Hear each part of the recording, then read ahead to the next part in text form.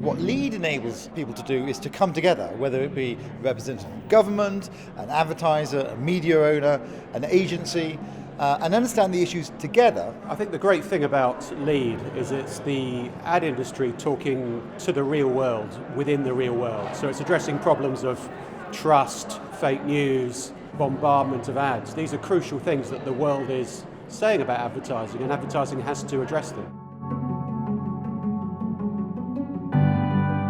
We are incredibly lucky, I think, at this conference to bring together the worlds of advertising and politics. We need to get out there, we need to promote, because if you don't promote and you don't put the messages over and you don't let people see you on your front foot, then you will lose share and you will lose market confidence. We're all about selling advertising, clearly. We have an ad break right in the middle of the evening news. Your ads keep them there, and we want them to stay after the breaks. They're billboards on tabletops aimed at tiny tots.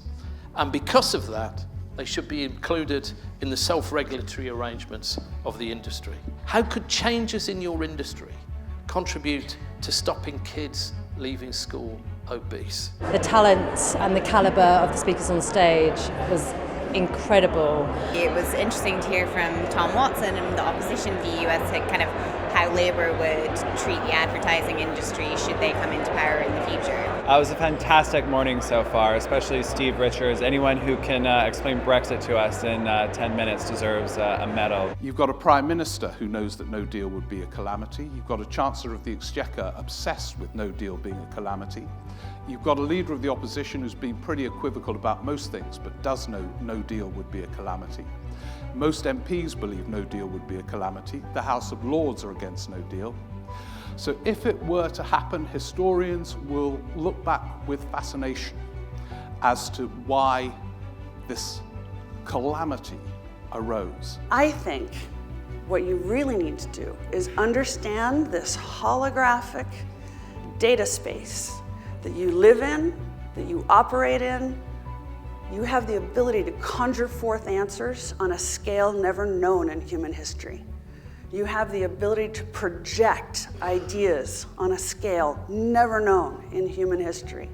Your job is to make the assumption, to work on the assumption that there is only one way to be trusted, and that is to be trustworthy. The AA has been measuring public favourability towards advertising for the last 60 years.